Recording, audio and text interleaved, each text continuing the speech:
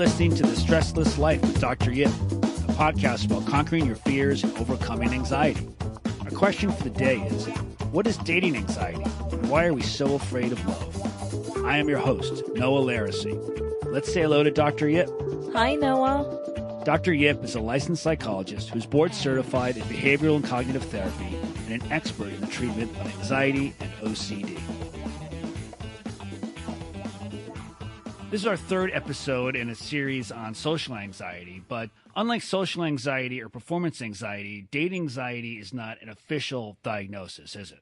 No. There's no DSM diagnosis about dating anxiety. It is pretty much a subset of people who experience social anxiety. Now, do you encounter a lot of patients with dating anxiety in your practice? Let's just say that many people who come in with social anxiety at the Renewed Freedom Center also suffers from dating anxiety. It's kind of like two peas in a pod. So dating is pretty anxiety provoking for anyone. So I would imagine that someone who suffers from anxiety, this is going to be a real area of potential problems. Yes, definitely. If you can imagine what social anxiety is. So again, what we talked about last time with social and performance anxiety, it's about your fear of being rejected, your fear of being perceived negatively, your fear of not being accepted, not being liked. And what better avenue to be rejected and not being accepted than in the dating world, right?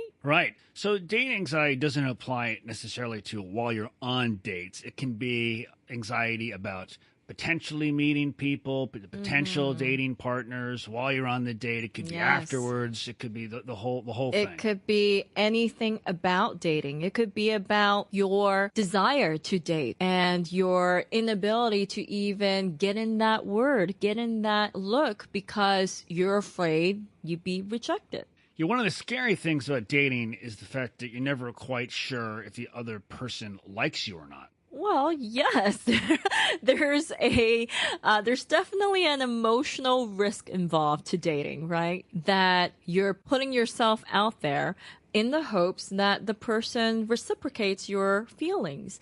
And the reality is you never know. In the dating world, the uncertainty level is skyrocketing. On the other hand, unlike some of the other anxiety disorders, dating anxiety, there's also an element of excitement about not knowing. Yes, of course. Imagine if you live your life and you already know what's going to happen every single moment of your life. Wouldn't that be quite a boring life? And it's kind of like the movie, The Groundhog Day, right? You've already done it over and over again. So there's definitely no excitement or joy to that. And part of uncertainty is that unknowingness. Is that, wow, I wonder what will happen. I wonder if she'll like me. I wonder if he'll feel the same about me. And it's that not knowing that breeds that excitement. Or you can always feel it as anxiety too. Let's talk about some ways in which dating anxiety might show up in someone's life. How would someone know if they are suffering from dating anxiety? Well, I can say that if you suffer from social anxiety and you're afraid of being rejected or not liked, and it transpires into the dating world, then you pretty much have dating anxiety as well. So then the question is, are you taking the risks? Are you going out there and taking those emotional risks to put yourself out there, to be a little vulnerable, to experience that anxious excitement of not knowing whether the person will reciprocate your feelings, or are you completely avoiding even the topic of dating? So if you are avoiding, then that is a huge sign that you might have dating anxiety. So many years ago, when I was in 5th or 6th grade, I had to take ballroom dancing classes. And all the guys had to get up on one side and then the girls on the other, and then you had to walk across this long gym floor and ask a girl to dance. And I remember as that being really like the longest walk you ever had to take, right? It was just very, very, very scary because you never knew what kind of reaction you were going to get. Sometimes there might be like an eye roll. There might be some sort of a message that maybe you weren't their first choice, or maybe they wanted someone else. Sure. And I would often think about this, not wanting to actually go the following week, to not have to experience that whole feeling again. It was, remember that as being very, very unpleasant. Yes. Now, I don't know if that gets easier as you get older. I don't know if you can ever get over that initial fear that you have as a child or a young person when you first have to make whatever sort of walk across the gym that you have to make. And that is a great metaphor for what we all experience in the dating world. And this is true whether we're talking about dating in person or dating online or dating anything, right? The goal is to reach out and see if that feeling is reciprocated. And that is what people experience. I don't see anything wrong with it. I think to try to escape or avoid that feeling is the same as Groundhog Day. You're taking the excitement out of dating. Then what's the point of dating? One of the suggestions I've heard, or some of these dating schools will do, is they'll have their quote-unquote students go out and just get rejected 30 or 40 times, Yes. go and ask people for dates, right? Is that something you would suggest for people? Well, one of the things that we do, and I think we spoke about this last time, is for social anxiety, we do social anxiety exposures. And what that means is that we actually take you out here on Sawtell Boulevard, and we go and we do silly things, and the goal is to be rejected, so that the experience of rejection isn't so catastrophic. Because the reality is, in a lifetime, you're going to get rejected many a times. And that doesn't mean that you need to hop off the boat. It means that you need to get used to the feeling of rejection and not let it interfere with your confidence. So you have to practice. Just like anything, you have to practice. Practice being rejected. In this case, yes, practice being rejected. So I imagine there's some listeners out there that are saying, no matter how much I practice getting rejected, it's still going to really, really hurt. And I don't want to go out and do it 10 times. I know it's going to be awful, and I'd rather just avoid all that. Well, see, here's another problem with society, and this is probably a topic for another session later. It's this idea that we can't experience difficult emotions. It's the idea that our society today has a hard time experiencing difficult emotions. And without emotions, we're not human. Emotions give us information in terms of what we're experiencing. Even though I've said in the past that emotions are mostly irrational, they're still valid. They give us information. So what is wrong with feeling this challenging emotions? If you're able to experience the emotion, tolerate it, you're actually a lot stronger than the person who escapes. So that means being able to tolerate whatever discomfort comes your way.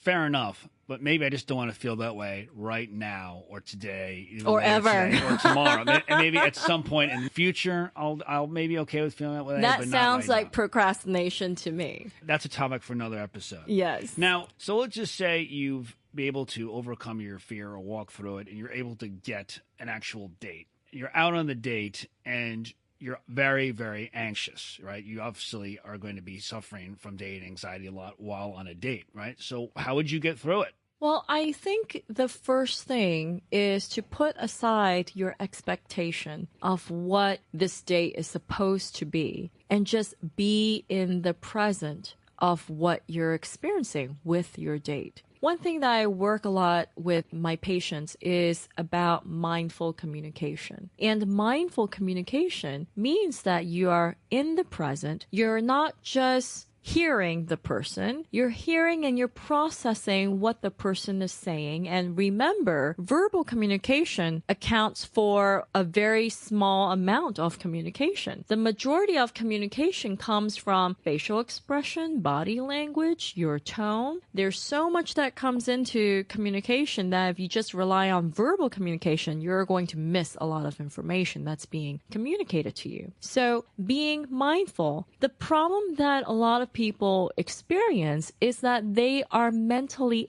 editing what they're going to say in order to keep the conversation going, to keep the conversation interesting. And the truth is, sometimes silence is golden. You know, you can be silent and be a little reflective of what the other person just said, not, that's quite interesting, and then formulate your response rather than editing in the moment, to which if you're doing that, you're going to miss a lot of the communication that you're receiving. So yes, being mindful is very, very important in terms of getting over the anxiety of dating. I would imagine that while on a date, you're going to be constantly wondering, is this date going well? Right? You're going to be evaluating it, right? Is this going well? I don't know. Does the person like me?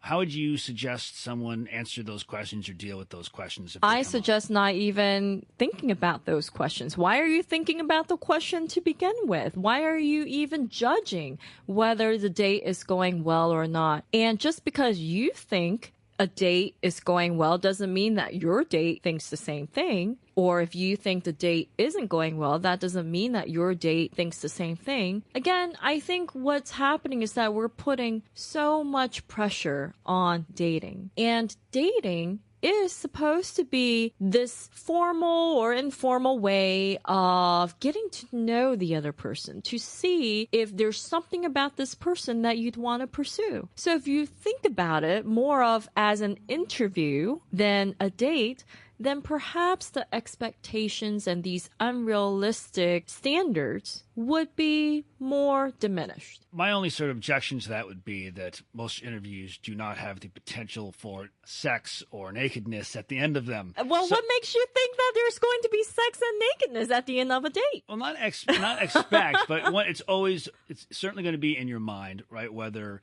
that is a possibility, or they're kissing, or whatever, or is this person expecting to kiss? Are they expecting to maybe go further? What is expected of me? Am I going to have to perform? Am I going to have to take my clothes off? Are they going to have to take their clothes off?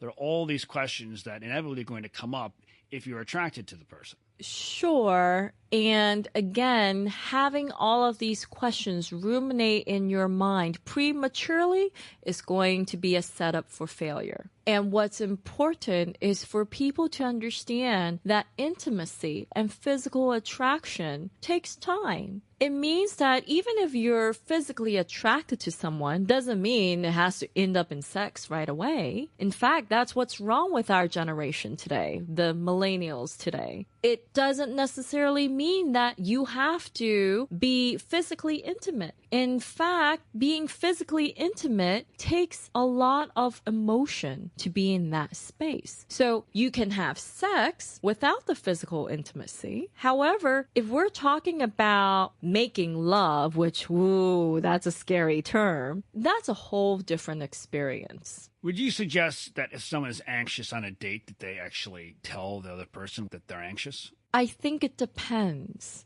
I think it depends on who this person is, who you are, and are you able to be lighthearted about it? If you come across as, oh, I'm really anxious and I don't know what to do and you'll just have to tell me what to do and do you like this and do you like that, then you become that person who isn't able to make any decisions, isn't able to take charge, and that's not very sexy. However, if you can come across as, I really like you and I can't believe how anxious I am about meeting you, about going out on our first date, that can actually be sexy because there's something attractive about someone else being vulnerable and being vulnerable because of you.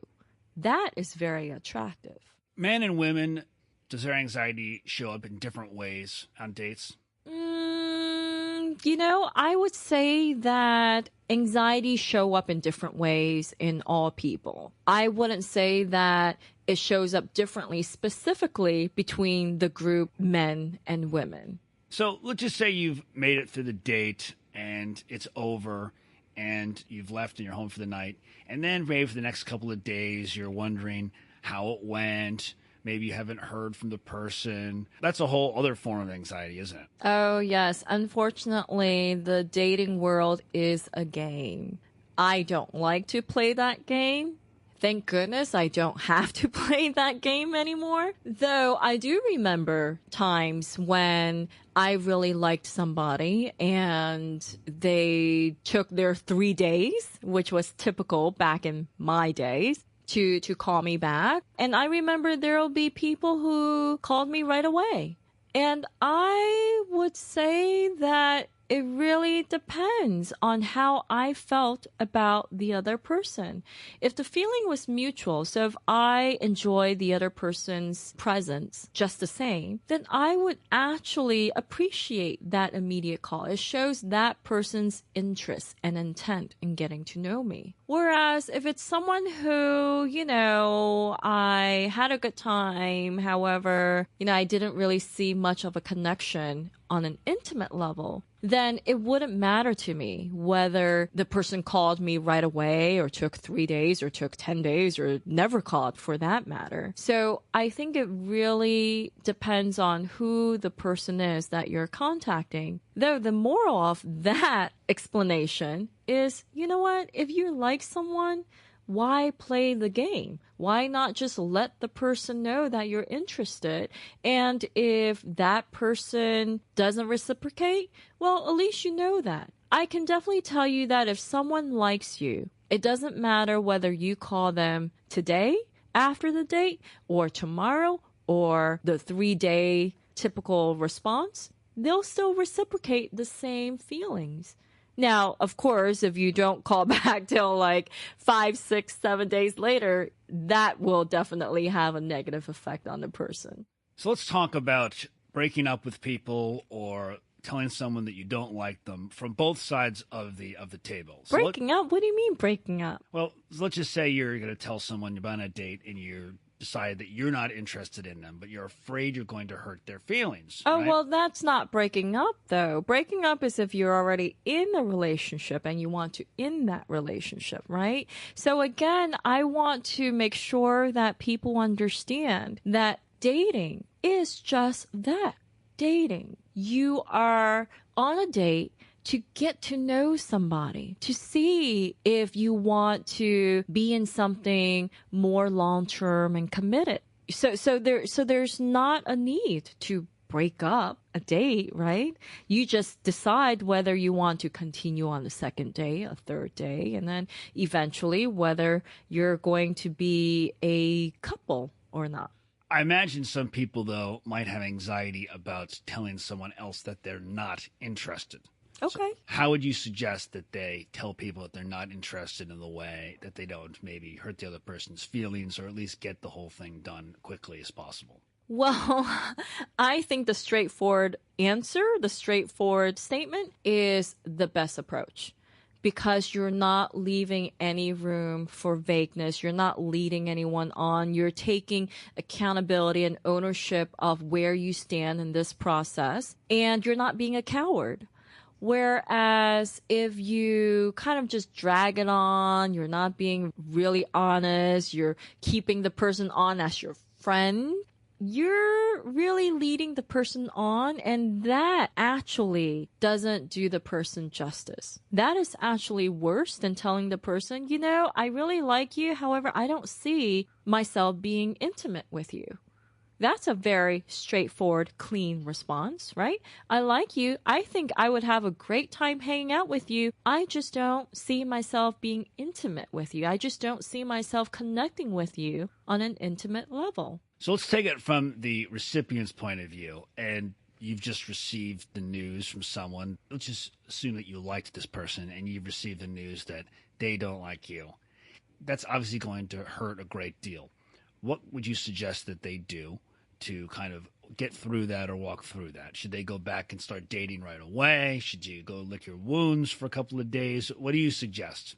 What I would say is that there are going to be many rejections. And just like what we talked about earlier, is you have to practice rejection. So rather than thinking of this as another rejection and you have to go lick your wound, think of it as you're practicing. This is just a rejection that you're going to add to your bag to prepare for the next one, to prepare for the one whom will finally come around who's not going to reject you. And to be honest with you, if I was still in the dating world and I met somebody and that person told me that the person wasn't interested, I would prefer to be told early than to get my emotions mixed up and then be rejected afterwards. So Dr. Yip, you just pull that Band-Aid right off. I would rather pull that Band-Aid right off than have it peel off slowly, which is more painful to me. Next time, we'd like to talk a little bit about some of these new dating sites and some of these new dating apps and how the young kids are doing it these days. Because I'm very intrigued by this. So is that something you'd be into discussing? Absolutely, yes. Okay, great. Well, that's all the time we have for today, though. Thank you for listening to the Stressless Life podcast. You can join the discussion and find more information at www.dryip.com/thestresslesslife. Please write to us with questions and comments at thestresslesslife@dryip.com. Until next time, stay stressless.